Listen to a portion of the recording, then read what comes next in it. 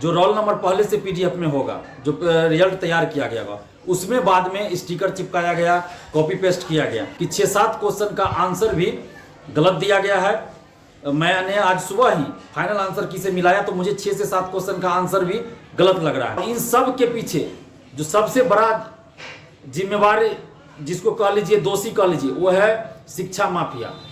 जो 67वीं BPSC PT परीक्षा पहली बार हुई थी 8 मई को, पेपर लीक हुआ था, अरबों रुपए का इसमें खेल चला था। जब तक जांच निष्पक्ष नहीं होगी और सभी शिक्षा माफिया नहीं पकड़े जाएंगे तब तक तो गड़बड़ियां होती रहेंगी। जो लोग अभी पीटी पास भी कर गए हैं 11,607, तो फिर इसमें जो सेटिंग से गए होंगे, सब मुद्दों को लेकर हम लोग बीपीएससी ऑफिस मंगलवार 22 नवंबर को 12 बजे बीपीएससी ऑफिस जा रहे हैं। आप सभी लोग आइए, घर मत बैठे रहिए। अगर आप घर बैठे रहिएगा तो 67वीं का 113 गया और 67वीं का 120 जाएगा, तो आप क्या कीजिएगा? फिर रिजल्ट में जो गड़बड़ी हुई है उसकी जांच हो, पीडीएफ में जो गड़बड़ी लग रही है उसकी जांच हो, और 6-7 क्वेश्चन जो गलत आंसर जिसका दिया गया है उतना हर कैटेगरी में कट ऑफ करके रिजल्ट भी दिया जाए। नमस्कार दोस्तों, मैं दिलीप कुमार। दोस्तों 67वीं बीपीएससी पीटी का कट ऑफ जनरल मेल का 113 गया, जो कि बहुत ज़्यादा है और किसी ने इसकी कल्पना भी नहीं की थी। और इतना ज़्यादा कट ऑफ जाना धांधली सेटिंग और बहुत बड़े पैमाने पर गड़बड़ी की ओर इशारा करता है, क्योंकि बगैर कोई गड़बड़ी के, बगैर धांधली सेटिंग के इतना ज़्यादा कट ऑफ नहीं जा सकता। अंदर से क्या सेटिंग हुई, क्या धांधली की गई, ये तो हम लोग बाहर से नहीं देख रहे हैं, लेकिन जो गड़बड़ियाँ, जो धांधली सेटिंग हम लोगों को दिख रहा है उसमें है पीडीएफ में छेड़छाड़, पीडीएफ के साथ छेड़छाड़, जैसा कि कुछ यूट्यूबर चला रहे थे आज सुबह। उसमें मैंने ये सुना है, देखा है कि जो रोल नंबर पहले से पीडीएफ में होगा, जो रिजल्ट तैयार किया गया होगा, उसमें बाद में स्टिकर चिपकाया गया, कॉपी पेस्ट किया गया। तो इस तरह की गड़बड़ी है, यानी कि बहुत बड़े पैमाने पे ये गड़बड़ी लग रही है। बहुत सारे रोल नंबर है जो सीरियली पास किए हुए हैं, तो क्या ये सामान्य परिस्थिति है या धांधली सेटिंग करके ऐसा हुआ है कि सीरियली पास है, ये क्या है, ये जांच का विषय बनता है। लेकिन पीडीएफ में जो छेड़छाड़ वाली बात कुछ लोग कर रहे हैं यूट्यूब पे, तो ये बहुत बड़े स्तर पे धांधली सेटिंग की ओर इशारा करता है। और तीसरी बात कि 6-7 क्वेश्चन का आंसर भी गलत दिया गया है।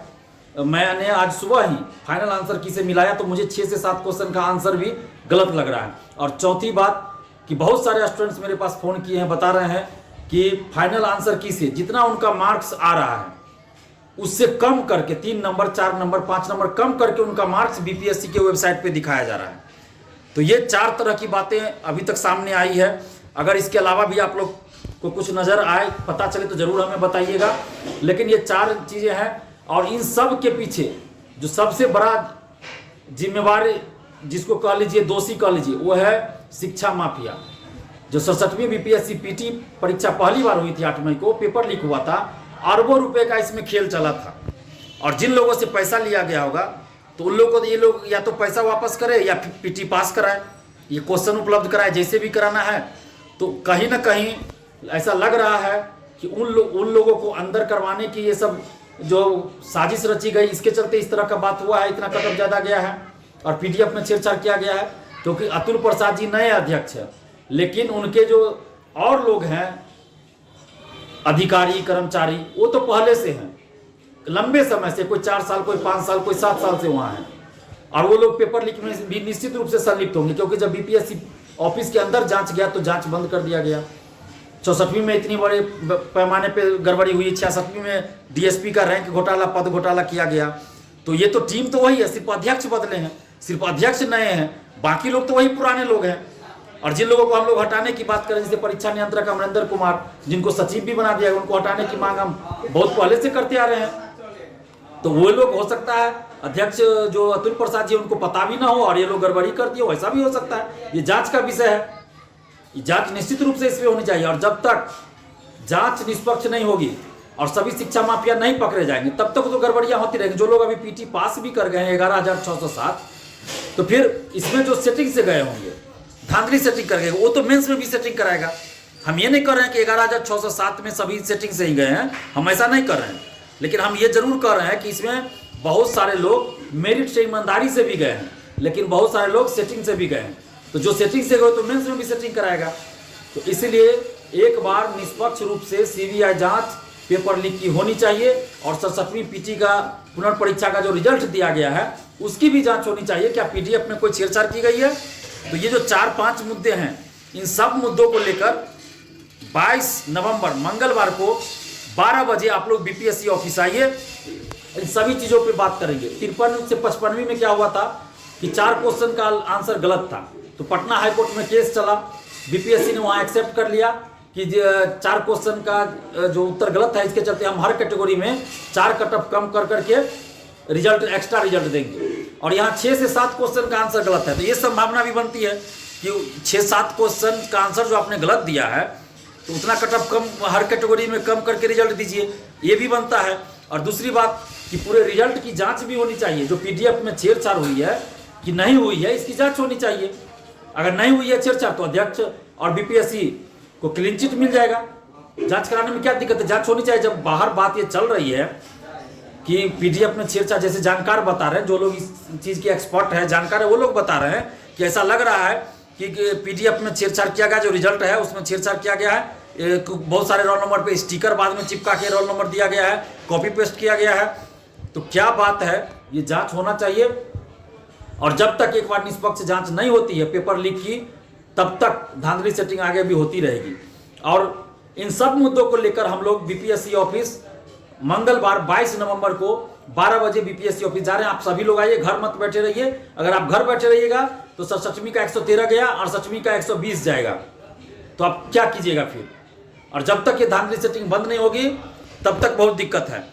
और जब ये रिजल्ट प्रकाशित हुआ था उससे पहले ही 113 कटअप व्हाट्सएप, टेलीग्राम ग्रुप, फेसबुक इस सब पे वायरल हो गया था। उसके बाद से ही मेरे पास बहुत सारे स्टूडेंट्स का फ़ोन कॉल्स आने लगा है, अभी भी आ रहा है, व्हाट्सएप पे मैसेज आ रहा है।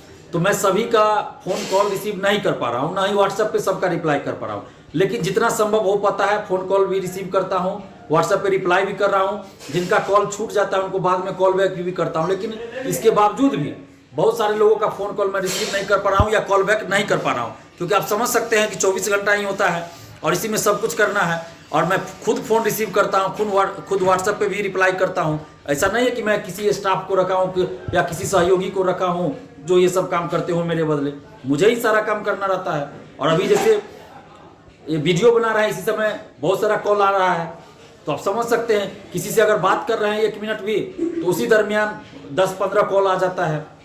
तो आप सोच सकते हैं कि अकेला कितना मैं कर पाऊंगा, जितना हो पा रहा है मैं कर पा रहा हूँ। जिन लोगों का फ़ोन रिसीव नहीं कर पाया हूँ, मैं कोशिश अभी भी कर रहा हूँ और आगे भी करूँगा, बारी बारी से कॉल बैक करूँ।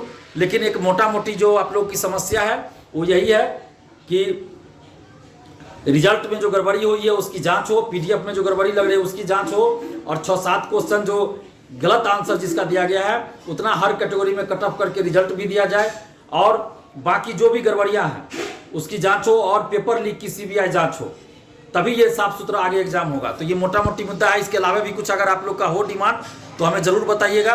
और 22 नवंबर को 12 बजे, 22 नवंबर मंगलवार को 12 बजे आप लोग बीपीएससी ऑफिस आइए। और अभी मैं घर आ चुका हूँ, कल ही घर आया हूँ।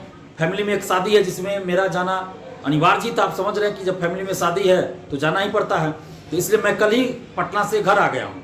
तो और नहीं तो मैं सोमवार को ये प्लान करता, तो सोमवार को मैं पटना नहीं जा पाऊंगा, इसलिए मंगलवार को मैंने रखा है। और मेरे कान का, बायां कान का भी इलाज चल रहा है, आप सबको पता होगा। फ़ोन रिसीव करने से मना किया गया है, फिर भी मैं स्पीकर पे रख के बात करता हूं। तो आप लोग भी कोशिश कीजिएगा कि कम से कम शब्दों में जो आपका मुद्दा हो, जो आपकी समस्या हो, वो बता के आप बात खत्म कीजिएगा, ज़्यादा लंबा बात नहीं कीजिएगा। और कोशिश कीजिए कि व्हाट्सएप पे ही आप मैसेज कीजिए, व्हाट्सएप पे ही हम रिप्लाई करने का कोशिश करेंगे। और 20 नवंबर के बाद हमें दिल्ली भी जाना था इस सप्ताह एम्स में फिर इलाज कराने के लिए, लेकिन इन सब परिस्थितियों में भी मैं 22 नवंबर को बीपीएससी ऑफिस आ रहा हूँ। आप सभी आइए। अब देखते हैं एम्स कब फिर जा पाते हैं। इधर नया ही बखेरा बीपीएससी ने खड़ा कर दिया, मुझे क्या पता था कि इस तरह की गड़बड़ियाँ बीपीएससी कर देगा। तो मुझे 20 नवंबर के बाद जाना था एम्स। तो आप सभी लोग 22 नवंबर को 12 बजे बीपीएससी ऑफिस आइए। और जितना भी मुद्दा है हम सभी उन मुद्दों को बीपीएससी के चेयरमैन साहब के सामने रखेंगे। अगर वो उन मुद्दों को सुनकर हम लोग के साथ न्याय करते हैं तो ठीक है, अगर न्याय नहीं करेंगे तो फिर हम लोग परसेंटाइल हटाने के लिए जो आंदोलन किया उससे भी बड़ा आंदोलन करेंगे, लेकिन चुप नहीं बैठेंगे। क्योंकि अगर हम अभी चुप रहे तो 68वीं में इससे भी ज़्यादा बड़ा खुला होगा। और 67वीं में क्या है, डिप्टी कलेक्टर का सीट ज़्यादा है, तो इसके चलते मारामारी हो रही है सेटरों के बीच, शिक्षा माफियाओं के बीच, क्योंकि उसकी बोली ज़्यादा लगती है। डिप्टी कलेक्टर के लिए पद के लिए ज़्यादा पैसा मिलता है। तो इसलिए ये लोग भी लगे हुए हैं कि हर हाल में सेटिंग हो जाए, करवा लें। तो इसलिए हम सबको सतर्क रहना होगा, सावधान रहना होगा और पढ़ाई के साथ साथ लड़ना भी होगा, संघर्ष भी करना होगा। तो आप सभी लोग 22 नवंबर 12 बजे बीपीएससी ऑफिस जरूर आइए और आपके पास जिस क्वेश्चन का भी आंसर गलत लगे उसका सबूत ऑथेंटिक बुक से लेके आइए, जेरॉक्स करा के जरूर आइए। धन्यवाद, जय हिंद। लाइव बिहार यूट्यूब पर सब्सक्राइब और फेसबुक पर लाइक जरूर करें।